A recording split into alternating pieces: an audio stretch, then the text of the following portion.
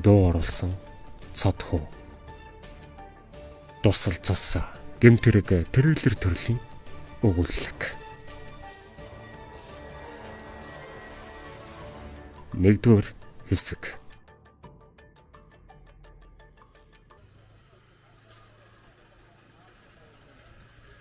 (2013 оны 100) Нарантул захын хөдөлгөөн их байлаа. Шагалдан явах хүмүүсийг зүсэн нэгэн залуу алхахаач. Зөржингөр хүн болгоныг кармаг тэмтрэн явах ба өнөөдөр олцомог таарахны дээр халуунаар шарахад өчигдөр жаалын балгасандаа ч царай нь яозгүй харагдаж байлаа. Уул нь эмэгтэй хүний цүнхийг ухчихвал овоо хэдэнгийн молчдаг боловч өнөөдөр яагаад ч бүсгүүчүүд ихэд сэрэмжтэн дээр урдаа цүнхээ барин өөрийг нь юр ойртуулах шинжгүй нь гундууцулан байлаа. Ингэсээр орой болж эхнээсээ худалдаачид бараага хурааж эхлэхэд хүмүүсийн хөдөлгөөн шингэрээд явлаа. Тэр дунд хөдөөний байрын бололтой миралаг авгаа цүнхээ жирэх нь холгүй айхлан алхаж үзэгдэв. Хөдөөнийхэн энэ үед бүгд л бэлэн мөнгөтэй явдгийн дээр зах худалдааны газрыг хэсэх болвол овоо хэдэн төгрөг өвөртлөн явдаг учраас билээхэн ийм олз болоо бурхны өмдрөл гэсэн үг юм. Өнөөх залууч хөлн газар хөрөхгүй агаад яаран очлоо.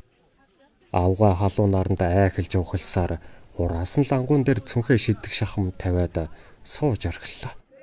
Залуу ардаас нь сэмэрхэн очиод цүнхийг аваад эргэн харж гүйх гэтэл нэгэн хүнийг мөргөн хоошо гэдгийн лангуун дээр унчих. Ард нь сүр сар хийх дуу гарахад мөнөөх авгаа эргэн харан "Холгаач" гэж орилоход залууч өндөгөөд бошуухан гүйх гэтэл бахим гарга захнаас нь зурж авна өргөх шахам татснаа.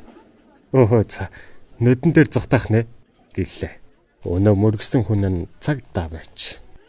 "За хэлтэс явна да хоёлаа. Игч тааж бас араас дагаж яваад мэдүүлэг өгөөд цүнхтэй юм аваарай" гэв. Залууч чирсээр порго машинд суулгав. "Хөөх, өнөөдөр ч овоо хэдэн хулгайчийг барьсан байх шивтэй. Гэ бүр машинд урчигч." "Харин тийм ээ. Манай хэд өнөөдөр дүрээрээ бөөндөө явж байгаа зү. Тийм байна. Нэг зэрэг цуглажсан балчнэм дашнамтай өдөр гэдэг нь. За баг мөндөө" гэж 2 цагтаа энэ хэлтэн ярилцсан. "Өөхөө, манай алдрыг чирээд нөгөө хоёр чи ирж явна. За энэ ч бүр захын хэдэн зартай карман улгаачдаг утгаар нь цуглуулчихлаа шүү те." "Хилээд өгөхгүй. Хилцэн хэдэн байцаагч нар дээр бөөн гинтийн бэлэгтээ очих нэ." Багталтай энэсэр зогслоо. "За байж та. Энд чи харин хараагүй царай байх ч нэ. Хэн гэгч нь вэ?" "Намайг Даш гэдэг." "За хаагур мандавда Даша. Олцомог ихтэй юу?" "Үгүй." Химээгээд шилэн хүзүүгээ илэн доошо харахад өсмөс нь халзаачаад шорон амьсгалчихсан. "За одоо болно. Нөгөө хоёр чи ирлээ. Хөдлөе." За тэгээ. Өнөөдөр чи эрт тарих нь дээ." Гэсээр 2 цагтаа машина асаад өнөөх 2 цагтаагаа ирэхэд хөдөллөө.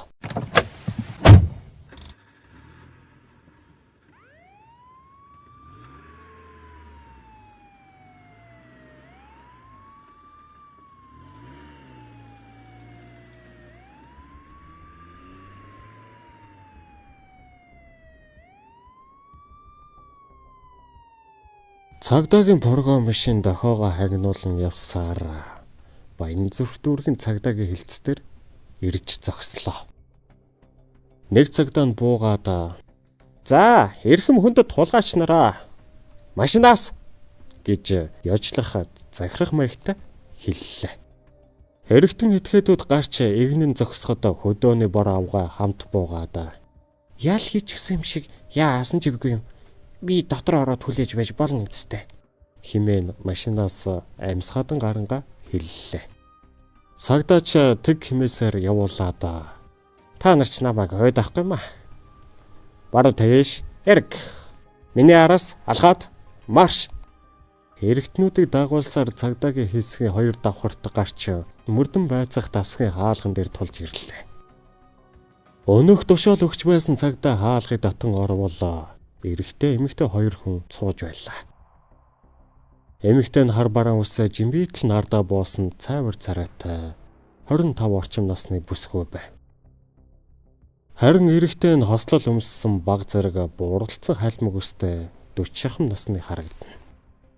Бүсгүй баримт хүчийг янзлаж хажууд нь өнөө ир халуун зүйл ойчлонго цонхоор ширтэж байлаа.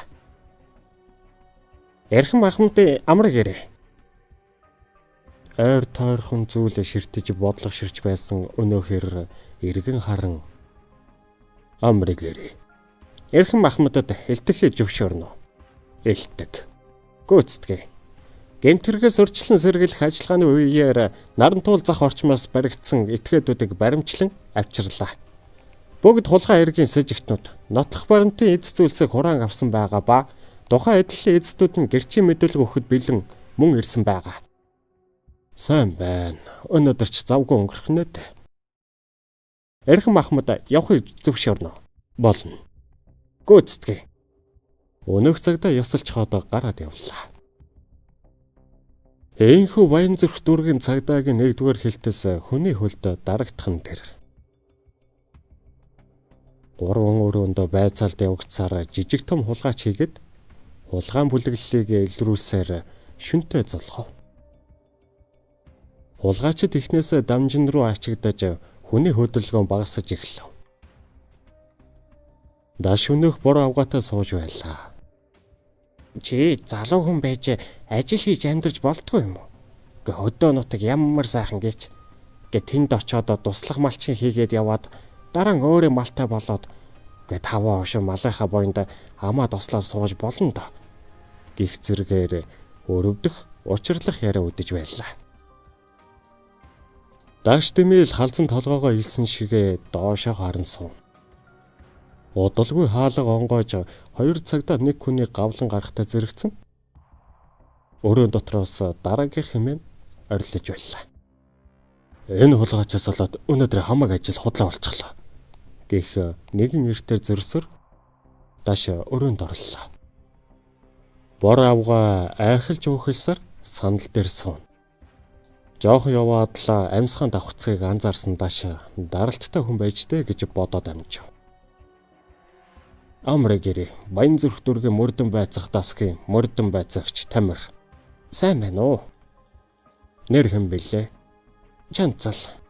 За чанцалгүй. Юу болсон бэлээ? Таны би таараа байх шиг байна. Хурдхан мэдүүлэг аваад явуулнаа. Тэгэж үзт миний дөө. Юу болох байх вэ дээ? Гэсээр болсон бүгдийг хэллээ. Тамирч бүгдийг нь бүртгэж аваад мэдүүлгийн үнэн зөвийг харуулan гар үсэг зурулаад өнөөх эмэгтэйг явууллаа. За эрхэм хулгайч. Сүүлийн тэмээний ачаа хүнд гихчээр бодож байтал.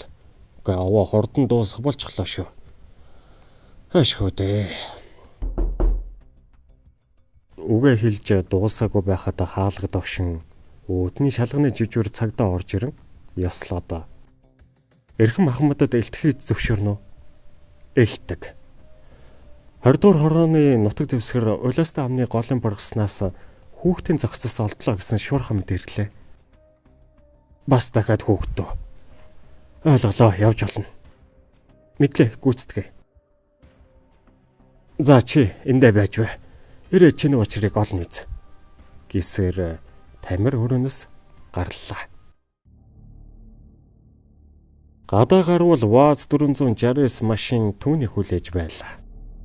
Тамирч шуурхай бүрэлдэхүүнтэй сууж хөдөллөө. Улаастай руу иргэн голын их даган шорон замаар сэгсжүүлсээр явж байхад тэдний урдаас морьтой өвгөн далалсаар тос чавн араасаа дагуулan явлаа. Бургаснуудыг сүлжсээр голын салаа дунд ирэв. Тамирч машинаас үсрэн буугаад амраг ирээ. Мөрдөн байцаагч Тамир. Хүүхдийн зохицос хаана вэ? Амраг ирээ хүүхэ. Энэ хэдэн бургасны ард байгаа. Ойлгомжтой. Та машин цугаад зам заагаад өгөөрэй. Машин хэрэггүй. Намайг шалбаг ихтэй. Үүнээс цааш явган явж хөрсөн дээр. Ааха. Богд машинаас гараад алан шинжээчдэг буулган өвгний хараас дагаж явлаа. Нэлэнхүүдээ голын шалбаагийг туулсаар тэд хүрэх газараа ирэхэд үүр хаярч гэгээ орж байлаа. Хэн байна хүүхэ? Энэ нэлхамтныг яасан гэж өвгөн үгээ хэлж дуусгалгүй нүрэ бурууллаа. Шалбааг ухаж дотор нь болсон бололтой хүүхдээ нэг хөл хамрынхын үзүр зухууж харагдана. Цагдаа нар хэргийн газрыг хамгаалтанд авч шинжээчид зогцсны ойр орчмыг шинжилж зураг дарж эдмөрийн баримтыг хайж эхэллээ. Энэ хойгуур Тамир өвгнөөс мэдүүлэг авна. Та энэ зогцыг яаж олов? Манайх өхөртэй айл л да. Орой өхөрнүүд ирэхэд нэг туглах гэж байсан үнэ маань ирээгүй байсан. Малаа хайшчаад эмгэнтэйгээ сайл сүгэ аваад гэртээ орж цай цүгэ ууж аваад алга болсон үнэгээ хайхаар гараад энэ хавийн уулуудыг самнаад ололгүй шүнтэй залгасан. Гэ нэгэн дээрэл мохордоод харих замаараа энүүгээр юуны магад байж магадгүй гэж бодоод явж байтал дагуулж явсан нохоо маань нэг юм учиргүй угзраад байхаар нь гэрлээ тусгаад очиж хардтал. Хүүхдийн хөлийг зуусаар байгаад гаргаад ирсэн. Гэ би чи яар сандарсаар гэрлүүгээ буцаад эмгэнийхээ уцаар та нартаа дуудлага өгсөн маань энэ юм л та. Ойрын хугацаанд энүүгээр сэжигтэй хүн яваагүй юу? Дулаан орохоор хотынхан салхинд гарах гэж их ирдэг болохоор хайлыг нь гих хэзээ өндөө хөөхэ. За юу илээ. Байж байгаарай. Одоо саналаа. Нийлээ хэд хоногийн өмнө заав юу илээ дээ. 14 хоногийн өмнө байхад та Малтайгаа явж байхад 20 гаруй насны нэг хүү ганцаараа илж яваа гэж таарч байсан шүү. Гэвч тухайн үед газрын мохорд ганцаараа юу хийж явдаг байна гэж бодоод өнгөрсөн. Тэр хүнээ царайг санаж байна уу? Ахын ч молын цус танихаас хүн юр тогтоодгүй хүн байгаа юм да. Гэ ядаж онцлог шимж тэмдэг байсан уу? Зүүн гарынхаа шуун дээр нэг шивээссэн да их бүдгхэн тэгээд дармалдаж битсэн. Ээжтэй хайртай гэсэн шивээстэй байсныг сайн санаж байна. Гэ өнчин өрөөсөн болов гэд тэр шивээсийг нь их сайн тогтоож авсан да. Шивээснээс өөр зүйл байгаагүй юу? Надад санах юм алга да. За. Таны утасны дугаар хэдэлээ? 88. За, тэгэхээр өвгөнгөө ямар нэг юм сануул та энэ дугаар руу шууд залгаарай. Мөн шаардлагатай тохиолдолд таныг хэсэг дээр дуудана шүү. Одоо та явдаа. Баярлаа. Ойлголоо хөөхэ. Баяртай. Тамир хойш иргэн зогцсны хажууд шинжилгээ хийх залуухан мөрдөн байцаагч нар очлоо. За, яаж байна? Ямар нэг юм олдоо. Ямар нэгэн эдмөрийн баримт олдсонгүй дээ. Бороо ороод голын урсгал нэмэгдээд хамаг мөрийг арилгачиж. Голын урсгал нэмэгдээд доторхтой газар болсон зогцсыг давхар гаргаад иржтэй. Та яаж байна? Өвгнөөс сэжигтэй байж магадгүй нэг хүний мэдээлэл олж авлаа. Гэхдээ бас бүрхэг юм аа. Гэхэд та нар зогцыг гаргахгүй юм уу? Шүүх шинжилгээнийхэн наашаа гарсан. Тэд нэрийг хүлээж авна да. Энэ чихэл хэцүүхэн хэрэг байна да. Чи хилдэс дээр очиод зүүн гарынхаа шуун дээр ээжтэй хайртай гэсэн шивээстэй хоригдол байсан эсхийг шүүгээд надад мэдээлээрэй. Өгшөө хоригдол болон ийм шивээс хэлгэдэг үстэй. Тэгээд бүгдийг шалгах юм уу? Үгүй залуу хүн гэхээр тийм жолон байхгүй байх та. Яагаад шорон гэж? Залуучууд ийм шивээс хийлгэн гэж байхгүй л бах та. За ойлгомжтой. Шалгаж үзээд танд хариулъя. Өглөөний нартаа зэрэгцэн шүүх хэмлгийнхэн ирж зогцыг гаргав. Нэлээд удсан бололтой хөөж ногоон болсон 9-10 орчим насны охин байсан бололтой гэмээр харагдаж байв. Зогцыг харуутан тийм шүүх хэмлгийнхэн авч явлаа. Тамирч шинжээчтэй аав нь хэсэг рүүгээ буцлаа. Замдаа хэргийн сэжвэр багтаа ил хэргийг бодсоор чимээ аниргүй явж байлаа. Нэгдүгээр хэсэг төгсөв.